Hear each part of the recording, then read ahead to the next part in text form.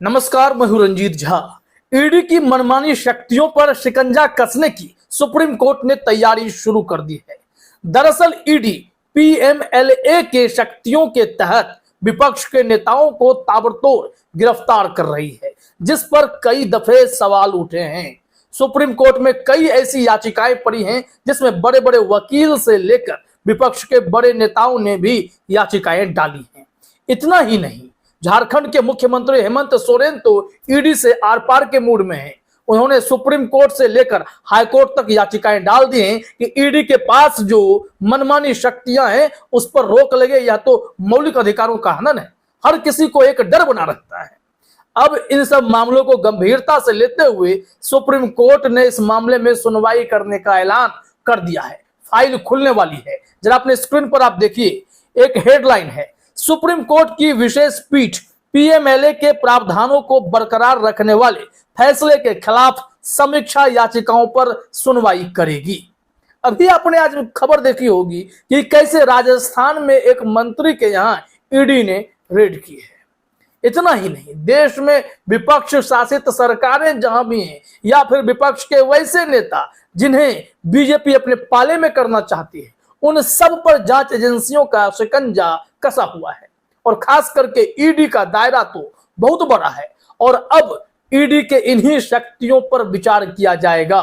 इससे पहले तक तो सुप्रीम कोर्ट ने इस मामले में ईडी की शक्तियों को बरकरार रखा था, लेकिन सुप्रीम कोर्ट के सामने तर्कपूर्ण बातें रखी गई। लेकिन अभी सुप्रीम कोर्ट में क्या कुछ होने वाला है, कैसे यह फाइल खुलने वाली है, यह समझिए। जरा देखिए, अपने स्क्रीन पर बताया गया है कि सुप्रीम कोर्ट की एक विशेष पीठ विजय मदन लाल चौधरी मामले में अपने 2022 के फैसले के खिलाफ दायर समीक्षा याचिकाओं पर फैसला करेगी, जिसमें धन शोधन निवारण अधिनियम पीएमएलए के तहत यानी prevention of money laundering act के तहत गिरफ्तारी, तलाशी, जब्ती और संपत्ति की कुर्की से संबंधित प्रवर्तन निदेशालय की शक्तियों को बरकरार रखा गया है। 3 न्यायाधीशों की पीठ में शामिल न्यायमूर्ति एसके कौल, संजीव खन्ना और बेला एम त्रिवेदी कांग्रेस सांसद कार्ति चिदंबरम व अन्य द्वारा दायर समीक्षा याचिकाओं पर 18 अक्टूबर से सुनवाई करेंगे। यानी कि यह मामला तय हो रखा है कि सुनवाई तो होगी और यहां से एक ऐसा रास्ता निकलेगा जिसमें ईडी पर लगाम कसने की बात होगी। जरा आगे देखिए क्या बताया जा रहा है कि विजय मदन लाल चौधरी और अन्य बनाम भारत संघ और अन्य के मामले में 3 न्यायाधीशों की पीठ ने पीएमएलए की धारा 50 की चुनौती को खारिज कर दिया था, जिसमें एंटी मनी लॉन्ड्रिंग एजेंसी को एक आरोपी को बुलाने और एक बयान दर्ज करने की शक्ति दी गई थी, जो कानून की अदालत में स्वीकार्य साक्ष्य है। अब यहां से जो बहस शुरू होगी सुप्रीम कोर्ट में, वो ईडी को लेकर होगी कि ईडी पीएमएलए की शक्तियों का दुरुपयोग कर रहा है या नहीं कर रहा है। जैसा कि ईडी पर आरोप लग रहे हैं, तमाम विपक्ष के नेताओं ने आरोप लगाए हैं, तो ऐसी परिस्थिति में सुप्रीम कोर्ट इसे नए एंगल से विचार करेगा और सुनवाई करेगा। आगे जो जानकारी दी गई है देखिए, 2022 का फैसला न्यायमूर्ति एएम खानविलकर अब सेवानिवृत्त की अध्यक्षता वाली पीठ ने अपराध की आय की परिभाषा, गिरफ्तारी की शक्ति, तलाशी और जब्ती, संपत्तियों की कुर्की और दोहरी जमानत शर्तों के संबंध में पीएमएलए के कड़े प्रावधानों की पुष्टि की है। लेकिन जब इस मामले में स्पेशल पीठ सुनवाई करेगा तो इन पहलुओं को ध्यान में रखेगा। क्या ईडी की कार्रवाई न्याय संगत हो रही है? जितने लोगों की दलीलें हैं, क्या उन दलीलों में दम है? अगर है तो फिर ईडी के पास से ये अधिकार सीमित करने की कोशिश निश्चित तौर पर होगी, लगाम कसे जाएंगे। यहां देखिए आगे जो जानकारी है कि पिछले साल 25 अगस्त को तत्कालीन सीजेआई एनवी रमना की अध्यक्षता वाली पीठ 2 मुख्य चिंताओं के लिए अपने पीएमएलए फैसले की समीक्षा करने पर सहमत हुई थी। गिरफ्तारी के समय आरोपियों को ईसीआईआर प्रदान न करना और निर्दोषता की धारणा को नकारना।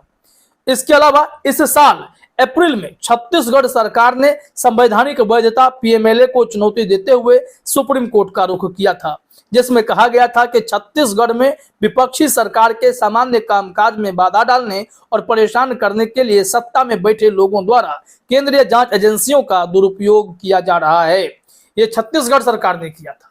झारखंड सरकार में हेमंत सोरेन मुख्यमंत्री हैं, उनके ऊपर ही ईडी जो है मंडराती हुई दिखाई पड़ने लगी है। ऐसे में ईडी के खिलाफ झारखंड के मुख्यमंत्री हेमंत सोरेन भी सुप्रीम कोर्ट गए थे और वहां से उन्हें हाई कोर्ट जाने को कहा गया कि केस की शुरुआत आप वहां से कर लीजिए, फिर हम सुप्रीम कोर्ट में इसे देखेंगे। लेकिन इस बीच जो खबर आई है कि सुप्रीम कोर्ट ने स्पेशल पीठ का गठन कर दिया है और यह पीठ पीएमएलए की शक्तियों पर विचार करेगी, ईडी को यह शक्तियां पढ़नी चाहिए या नहीं पढ़नी चाहिए, जिसके तहत ईडी बेतरतीब तरीके से किसी को भी गिरफ्तार कर ले रही है, किसी के यहां भी रेड कर दे रही है। लेकिन यहां ध्यान देने वाली बात यह होती है कि बीजेपी का कोई नेता ऐसा नहीं होता है जो ईडी के शिकंजे में आए। अक्सर आपको विपक्ष के ही नेता मिलेंगे, विपक्ष शासित राज्यों के मुखिया ही आपको ईडी के शिकंजे में नजर आएंगे। तो सवाल तो उठना लाजमी था। अब इस संबंध में जरा आप अपने स्क्रीन पर देखिए कि कैसे सीनियर एडवोकेट लोगों ने भी इस मामले में सवाल खड़े किए थे कि ईडी पर लगाम कसने का वक्त आ गया है। लाइव हिंदुस्तान ने हेडलाइन में लिखा भी था, तो कोई सुरक्षित नहीं रहेगा, लगाम कसी जाए, ईडी के खिलाफ सुप्रीम कोर्ट में हरीश साल्वे। हालांकि हरीश साल्वे खुद एक विवादित वकील रहे हैं, लेकिन ईडी को लेकर उन्होंने भी चिंता जाहिर की थी, तो हर किसी को आश्चर्य हुआ था। खैर, वो भी ईडी के शिकंजे में आने वाले हैं, क्योंकि उनका भी जो दायरा था, आपको याद होगा कि एक केस काफी चर्चा में रहा, पनामा पेपर और पंडोरा पेपर। हरीश साल्वे उसके भी आरोपी हैं, तो ईडी की चिंता उन्हें भी सता रही है।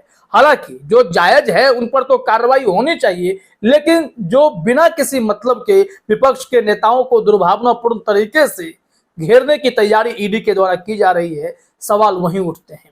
इस वजह से जरा देखिए, यहां पर कहा भी गया है, ईडी यानी प्रवर्तन निदेशालय की शक्तियों पर सुप्रीम कोर्ट में सवाल उठे हैं। एक मामले में याचिकाकर्ता की ओर से पेश हुए सीनियर एडवोकेट का कहना है कि अगर लगाम नहीं लगाई गई तो देश में कोई सुरक्षित नहीं होगा। गुरुग्राम की कंपनी M3M के खिलाफ जारी पीएमएलए केस से जुड़ी कई याचिकाओं पर शीर्ष न्यायालय में सुनवाई हुई थी और इसमें सीनियर एडवोकेट मुकुल रोहतगी भी थे, जिन्होंने सवाल खड़े किए हैं ईडी की इस मनमानी शक्तियों पर। तो इंतजार करना पड़ेगा कि ईडी पर क्या शिकंजा कसा जाता है सुप्रीम कोर्ट के द्वारा, क्योंकि पूर्व जस्टिस दीपक गुप्ता ने जो टिप्पणी की थी वो भी काफी महत्वपूर्ण थी। जस्टिस दीपक गुप्ता ने कहा था कि नागरिकों को दिए गए सबसे महत्वपूर्ण अधिकारों में से एक स्वतंत्रता के साथ जीने का अधिकार है। उन्होंने जस्टिस VR कृष्णा अय्यर को उद्धृत करते हुए कहा, जमानत नियम है और जेल अपवाद है।